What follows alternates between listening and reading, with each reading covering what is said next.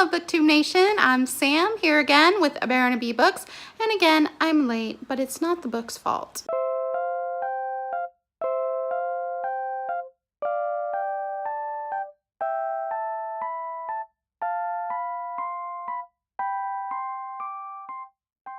So today I wanted to go ahead and talk about my favorite YA/middle grade books from last year. I definitely read some good ones, so I wanted to share those with you. First, I'll start with the middle grade and work my way up.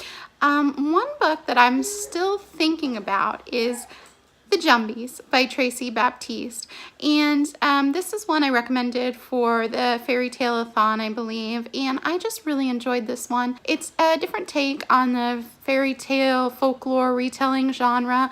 It's one that is definitely unique. It's based on island mythologies, and there's this young girl and she lives with her father, and there are these creatures. Everybody thinks that, you know, it's just stories told to scare children, but of course some people on the island definitely do still believe in them. It's just a wonderful book filled with family and friendship and adventure, and I would definitely recommend it to anybody who enjoys middle grade fantasy.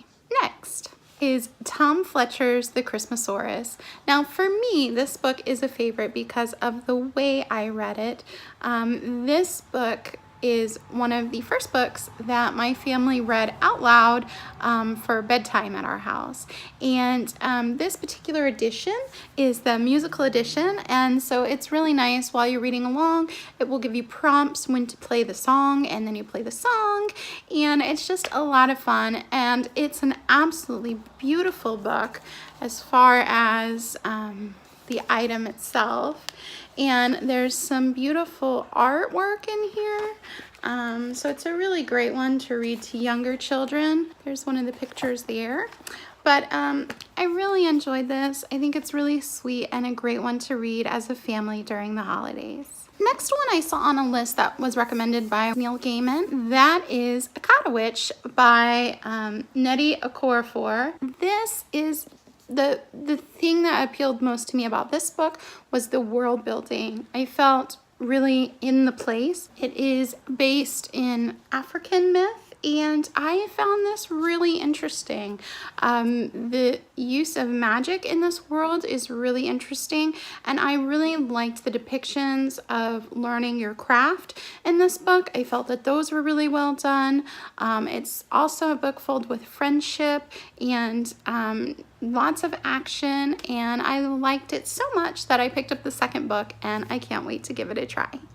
Next is another book that I picked up the second book and can't wait to get to, and that is The Glass Spare by DeStefano. This one actually really surprised me. I had seen some kind of mixed things. People seemed to like it, but for me, I really loved this. I felt that there's a lot of talk in this book about sibling relationships, and I have a younger brother that I really enjoy spending time with, and I thought that it was just a really nice look at sibling relationships as opposed to just a lot of books focus on romantic relationships. And I thought that it spoke a lot about family and a lot about overcoming your own inner struggles. I really enjoyed it. I felt like the magic was really original in this one, and it's interesting because in some fantastical books, the magic has a cost, and the magic in this book can definitely be dangerous. So I don't want to say any more because I don't want to give away any spoilers, but I really enjoyed this one. I felt like it did a really good job also with the journey, and that's something that I also really enjoy, and I'm really excited to pick up the second book. And finally, one we read as a group book for our fairy tale-a-thon. I'll link the Twitter below for our readathon, but that is Sarah Henning's Sea Witch. And I love retellings. I love anything that feels fairy tale. That is one of my favorite subgenres, I guess, to read in.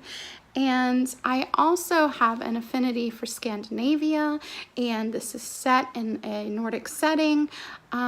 This book felt cold to me while I was reading it. I just felt very cold, and I actually really liked that experience. I live in Florida, so I don't get a whole lot of that here. I always find it interesting to see the villain's point of view. I've also read Wicked by Gregory Maguire, and I did enjoy that as well.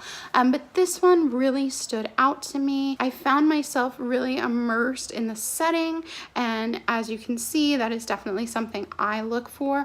I don't necessarily have to be swept away, but I want to be able to see the place in my mind. It is important also to connect to the characters, but for me, being able to see the place and being able to experience the story with the main characters is definitely important to me. And I felt like this book was really descriptive, and I felt like I could definitely picture the village and picture the way that these people lived, and I highly recommend it. Those are all the middle grade or YA fiction books that I wanted to recommend from last year.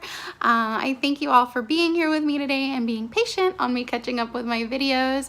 I'm posting about once a week now, so definitely click the subscribe button, and that way you'll be able to check out my new ones when they pop up.